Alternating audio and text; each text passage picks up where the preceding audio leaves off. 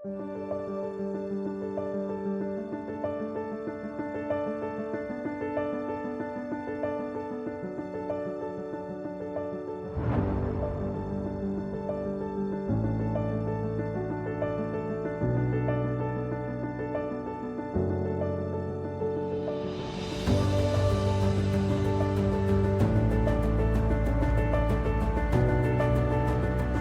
guys, welcome back. So today is what I call a play day.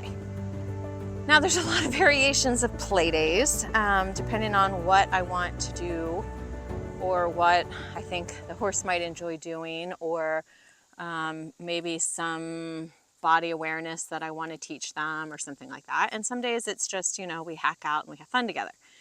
But what my play days are kind of days where I try and incorporate a little bit of fun and it not just be about work, work, work. I think it's important to have all of that. I think there's days that you kind of have to just work on things because they need to get better and you need to discover things and you just need to work on them. And then there's days that you just kind of need to play and have fun at it and it not be so much work. And then there's days where it's a combination of like, hey, we need to exercise you, but how can we do it in a way that you're going to find enjoyable, that maybe won't be as hard of a day, maybe a little bit easier day, but also a day that they can explore their body and kind of do something a little bit different. This horse in particular, as a youngster, has kind of been, he's needed a lot of those play days, not mentally so much as most youngsters do, but physically. And so we've kind of developed a little bit of a repertoire of things that we like to accomplish with him on his play days, especially if we're working on a play day here in the arena as opposed to out and about, either off the property or out in the fields, or, doing terrain changes, or, hacking out or crossing streams or whatever. When we're in the arena working, we're really looking at him exploring his body a little bit, because that's one pattern of this horse has been that he kind of has one way of expressing himself or one way of going, and he doesn't really realize that he has a whole repertoire in there. Could you please stop messing with me? Stop. He's like, this is boring talking, isn't it? That, there's a lot more that his body can do if he would just try. Yours just being a little bit quiet but cheeky. You're quietly cheeky today, huh? So I'm going to just show you and walk you through some of these things. This will probably be like a 3 or 4 part thing because it's a lot for one video. But I'm just going to go into some of the things that I do with him and why. Just like I do with my riding. I do this with this horse, and here's the reason why. So I think it's important to mention that all of my horses go through some groundwork when I first get them. Of course, he is not demonstrating because he keeps messing with me, where I should be able to stand here and talk and they don't mess with me. I do a lot of groundwork with my horses because I really want them obedient on the lunge or on the long lines or whatever I'm doing with them from the ground. And it's just something I just slowly train. Like, there's no muss or fuss about it. It's just I do it a lot when they're youngsters so that they're just really good for this, so that then I can go on and do fun stuff with them that helps them explore their body. And you'll see. One of the things is, like, I want to be able to control where they go and how fast they go.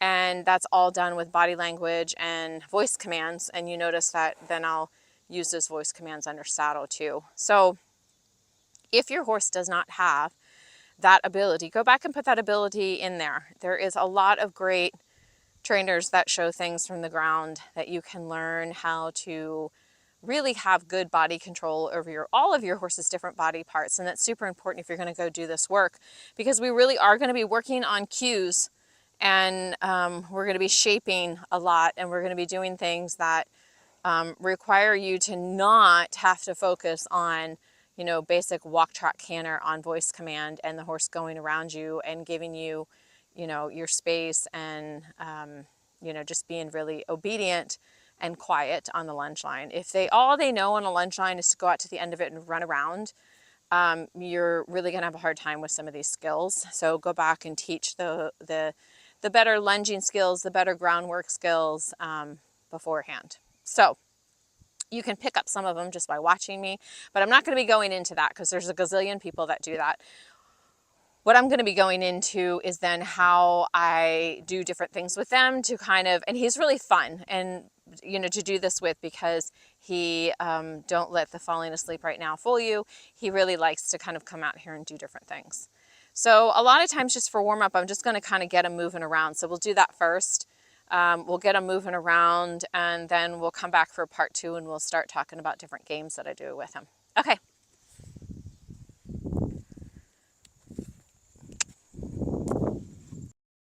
I like to do cavaletti work with all my horses because of the proprioception and how it helps them really know where their feet are. But in this case, I have these cavalettis set up in a way that is very rhythmic and symmetrical, and at a height and a distance that is just slightly above and beyond what his normal gait would be. And that is to encourage him to swing and have a little more cadence and have a little more freedom in his stride and in his joints in a subtle way. So this is just sort of, you know, somewhat easy for him, but also kind of expands his movement a little bit. That we're just looking at soft, subtle ways over a long period of time to influence the gaits. And I find this particular cavaletti exercise to have been really vital to this horse. So here I'm just lightly touching his bum with the stick, and that is to give him a little proprioception. And you notice he just ever so slightly kind of engages his pelvis and tucks and flexes his lumbar so that he can get off into the canter transition a little bit better. He's still very, very green at this. And we're just playing here. This is nothing to really kind of show as really correct. It's just playing. And then I take the stick and I hold it out in front of him because he likes to slap out at the stick.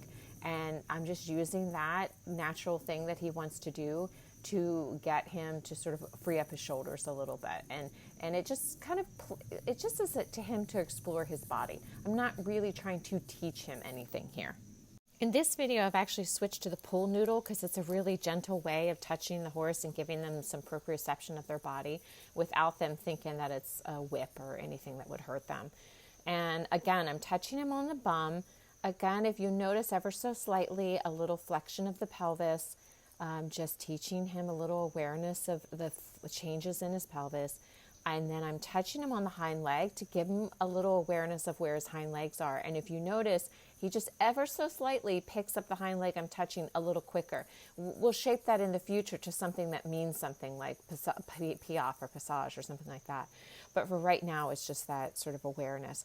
And then, of course, I take the pull noodle again and put it out in front of him again to sort of, you know, capture that ability or that want of him to want to kind of throw his legs out and slap the pull noodle.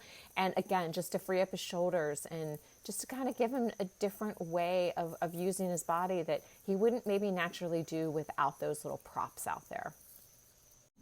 Here's another video from this winter from us playing, and you can see he's a little more amplified in his movement. He's a little more excited and a little more engaged, and it's just a different day. But I wanted to show you some different balances that I get working in this way with how I position my whip or my pool noodle, or you know what my body language is doing. And of course, you know, taking the days that he feels a little better and feels a little bit more cheeky and using that to like kind of help him explore his body. There's really no right or wrong way at this stage to do this, because this is all about getting him to kind of have fun doing something a little different in a structured way, but you know, just kind of seeing what he offers for the day and working with that. That's really where we're at right now, is getting him to sort of offer things with his body that you might see him offer out in the pasture, but that he doesn't really offer yet in training. And because later we're going to sort of put those on cue or ask for them and want him to remember these sessions and have the confidence to be able to use his body in a different way.